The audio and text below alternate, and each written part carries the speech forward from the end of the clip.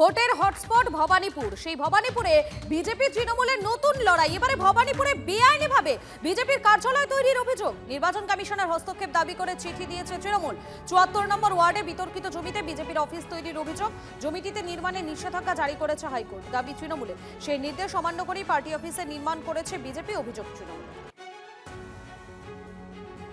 একেবারে আলিপুর ব্রিজের পাশে অরফানগঞ্জে 23B এই ঠিকানায় শুভেন্দু অধিকারীর ভবানীপুরের নির্বাচনী কার্যালয় তৈরি হচ্ছে।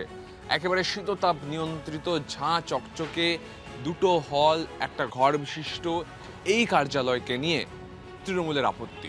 তাদের বক্তব্য, পুরসভা এবং পুলিশের নিষেধাজ্ঞাকে অমান্য করেই এই কার্যালয় তৈরি হচ্ছে। ক্যামেরা বন্ধু রজত যে ছবিটা দেখাচ্ছে, এই কার্যালয় তৈরি হচ্ছে একেবারে টেম্পোরারি ভাবে, এবং এখানে কিন্তু ইতিমধ্যেই যেটা জানা যাচ্ছে যে পুলিশের সঙ্গে বচসা হয়ে গিয়েছে এখানে বাঁশ এবং নির্মাণ সামগ্রী নিয়ে আসার সময়। অর্থাৎ ভবানীপুর হটস্পট ভবানীপুরে শুভেন্দু অধিকারীর নির্বাচনী কার্যালয় নিয়েও তৃণমূলের অভিযোগ। ক্যামেরার রজতের সঙ্গে সুমন, TV9 বাংলা, অরফানগঞ্জ, খিদিরপুর। আমরা অলরেডি দিয়ে দিয়েছি, 401 নোটিশ দিয়েছি, থানায় FIR করে দিয়েছি। ওটা ইলিগাল কনস্ট্রাকশন, জায়গাটাই ডিসপিউটেড, জায়গাটা গভর্নমেন্টের জায়গা। সেই জায়গায় আগে দখল করেছিল একটা গুন্ডা ছিল, কি নাম, বেশ জেলে আছে, হ্যাঁ হ্যাঁ হ্যাঁ ওই। তারপর ওই জায়গাটা এখন আবার বিজেপি মাছ টাছ দিয়ে দখল করার চেষ্টা করছে। ওটা গভর্নমেন্ট ল্যান্ড, ওটা ইরিগেশনের জায়গা।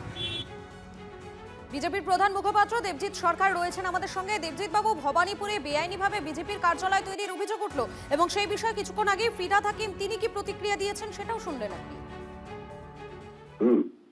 ভবানীপুরে বিজেপির বেআইনি কার্যালয়, এটা তো একটা খবর হবার মতন ঘটনা বটে, কিন্তু বেআইনি কতটা আইনি সেটা তো বিচারক বিচার করবেন, উনি তো বিচার করবেন না। আর দ্বিতীয়ত কোন একজন গুন্ডা ছিল, গুন্ডারা কার আমলে ছিল? ব্রিটিশ শাসনে গুন্ডারা এই জায়গাটা দখল করে রেখেছিল? গুন্ডারা তো তৃণমূল আমলেই দখল করেছিল। হঠাৎ করে পইতে পড়ে বামুন হয়ে গেলে তো হবে না বাবা। এইসব কথাবার্তা বলে মানুষকে আর ভুল বোঝানো যাবে না। তৃণমূল জানে তৃণমূল হারছে, ফিরহাদ বাবুও সেটা ভালো করে জানেন।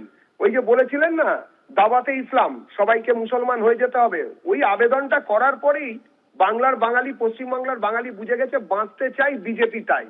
এইবারে বিজেপি আসছে, তৃণমূল যাচ্ছে। ভবানীপুরে এই প্রথম কোন একটা বেআইনি কাজ হচ্ছে। যাক, আমাদের এখন ক্ষমতা হয়েছে, এটা তৃণমূল স্বীকার করে নিল। অসীম ক্ষমতাধারী আমরা, ঘুরিয়ে স্বীকার করছে তৃণমূল। ফিরহাদ বাবুকে ধন্যবাদ, চোখ খুলে গেছে। আমরা ক্ষমতায় আসছি, আমরা ক্ষমতায় আসবো, বিজেপি আসছে। ধন্যবাদ আপনাকে। রাসবিহারীতে দেবাশিস কুমারের প্রচারে বিরল সৌজন্যের একটা ছবি ধরা পড়ল।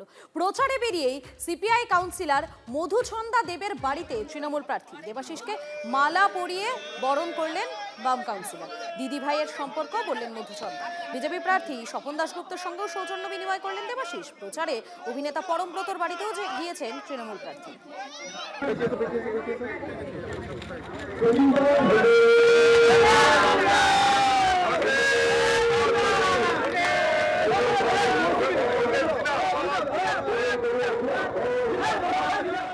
নিরপেক্ষ প্রতিদ্বন্দ্বিতা ভাই হিসেবে যতখানি শুভেচ্ছা জানালাম, দ্বিতীয় কথা আমরা দুজনে এক্সট্রিম বিরোধী পক্ষ, অথবা সেই হিসেবে যতখানি চলার নির্বাচনের জন্য চলবো।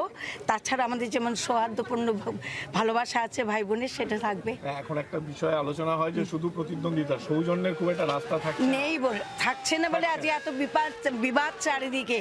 সেটা যদি থাকতো এত বিবাদ হতো না, স্মুথলি সবকিছু হয়ে যেত। আমি যেরকম বলে দিদি বলি, উনিও স্বীকার করবেন যে ওনার সঙ্গে আমার সম্পর্কটা কি। নির্বাচন ভোট আসবে, নির্বাচন চলে যাবে, দিদি ভাইয়ের সম্পর্কটা চিরদিন থাকুক, এটাই আমি চাই।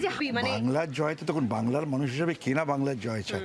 রাজনৈতিক মতাদর্শের পার্থক্য থাকতেই পারে, কিন্তু বাংলার পরাজয় কেউ চাইবে না।